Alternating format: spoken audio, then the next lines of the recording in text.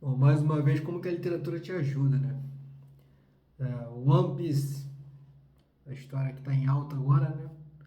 Nos piratas, né? O Luffy e sua tripulação, que o Luffy vai conquistando, né, no decorrer da história. Gomu Gomu Nu, né? O menino de borracha. Veja como faz uma intertextualidade, como sempre. Quando se fala em navegação, nós lembramos das civilizações antigas, né? Não tem pra onde correr, né? E a literatura está repleta de casos verídicos, baseados em casos reais, e literários, né? Mitos criados pelo homem. Primeira narrativa da história é a Odisseia, né? De Homero, né? A Ilíada e a Odisseia, né? Tem até aqui. A Ilíada e a Odisseia, que são continuações, poema épico de Homero. Vai falar da Guerra de Troia, navegação. No caso da Odisseia, o retorno de Ulisses, né? Que é Odisseu em grego, por isso que é Odisseia, né? E no latim é Ulisses. O retorno de Ulisses até chegar à casa dele. Todo o arco do herói, começo, meio e fim, as dificuldades que o herói vai enfrentar, que ele vai evoluindo, todas presentes na narrativa da Odisseia. Uma das primeiras da humanidade, mais ou menos entre 1000 ou 800 antes de Cristo. Veja como faz um paralelo, né?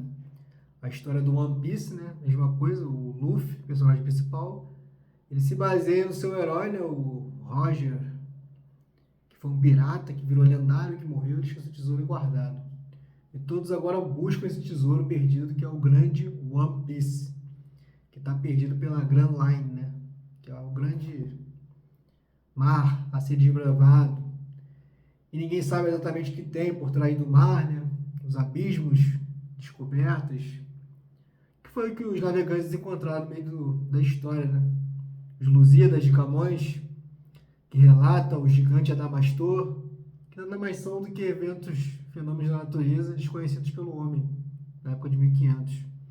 Vejo um paralelo aí contínuo com a literatura, ficção, né? A sociedade em si, as histórias criadas que nós vemos até hoje. Então, One Piece tem muito dessa ligação, né? Dessa costura. Tem muitas dessas referências que eu consigo enxergar. Principalmente num livro chamado As Viagens de Gulliver, do Jonathan Swift, por volta de 1726. Nas Viagens de Gulliver ele vai falar de um tripulante, né? Ele trabalha num barco, é chamado para trabalhar. Ele geralmente não quer ir, alguém vai e convence ele de ir. E ele acaba navegando em busca de riquezas, de serviços. E sempre ocorre um naufrágio. No primeiro, ele vai parar numa terra desconhecida, onde lá os habitantes são pequenininhos, né? Então lá é como se fossem um gigantes para aquele povo, né? São os Lilliputianos, né? Inclusive tem até um filme baseado nesse livro, né? Que é com aquele ator, esqueci o nome agora, eu sempre troco o nome dele, não sei se é Jack Black, Black Jack, enfim, ele é muito conhecido na comédia. O filme é bem parecido, não chega a ser bem idêntico à obra, não. A obra é muito mais densa, tem muito mais aprofundamento filosófico, as questões políticas da época, né? Estou falando no começo do século XVIII.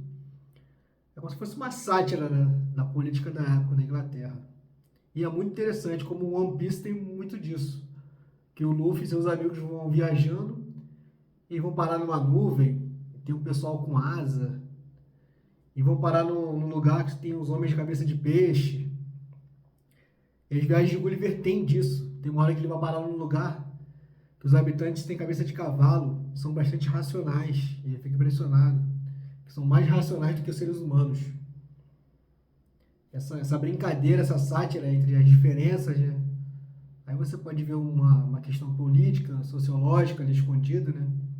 Questionamento de preconceitos, de ideias de povo, né? Raça, estrangeiro, castas.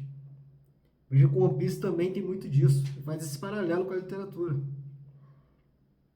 Outro livro também que me vem em mente é do Robert Louis Stevenson, que é o mesmo escritor do Médico e Monstro. Muita gente também nunca leu, só conhece de ouvir falar por causa das sátiras do Pica-Pau, né? Tom e Jerry. Quem nunca viu um personagem que é um médico que bebe uma poção e fica extremamente violento, né? É o médico e o monstro. Que daí que vem a expressão Jekyll Hyde, que traduzido mais ou menos seria 880, né? A pessoa que é calma e do nada ela explode, tem uma agressividade interior contida, né?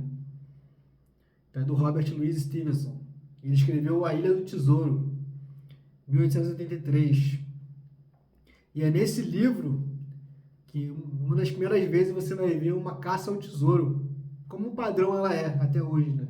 E com um X demarcado no chão, que entrou para o imaginário, né? Dos filmes em gerais, das séries, que envolve tesouro, piratas. Tudo isso vai se costurando no decorrer da humanidade, entre esses livros, essas histórias narrativas, de navegação, piratas, até culminar na modernidade nos animes, né? No mangá, como One Piece. Então o One Piece ele vence por causa disso aí também, né? Ele vai trabalhar esse imaginário que nós já temos sobre navegações, piratas, o arco do herói, né? A jornada do herói, que ele começa, ele é meio fraco ainda, né? Meio aprendiz, sempre vai ter um mestre, vai ter um amigo na luta, vai perder batalha, vai vencer, vai evoluir. No caso do Luffy, ele tem a questão do Gear, né? Que é a magia dele, né? Das transformações. Se eu não me engano, parou na marcha 4, né? 4 ou 5. Que é interminável esse. Eu não tenho paciência nem capacidade de acompanhar, né? Acho que são mais de 1000 capítulos já. Acho mais fácil ler a Odisseia. Mas enfim, acho interessante. Inclusive mais esse paralelo que faz nessas referências que dá para usar em aula. E trabalhar, e questionar e refletir sobre esse imaginário de piratas que tem na humanidade, né? Tanto baseado em história em fatos reais, tanto baseado em literatura, né? Então acho bastante interessante, conivente, relevante falar sobre isso e tentar fazer esse paralelo, mostrar para os alunos e tentar incentivar a leitura dos clássicos, né? Que quanto mais você lê, mais pano de fundo você vai ter para compreender e interpretar. Você vê que um mero desenho, um anime, tem várias camadas. Você pode tirar dali várias aulas, várias inferências, bastante profundas, né? Para adquirir mais conhecimento de mundo, visão cosmopolita, né? E literária. Então, queria deixar esse pequeno paralelo, essa pequena costura entre os textos da literatura clássica, moderna e os animes, os mangás.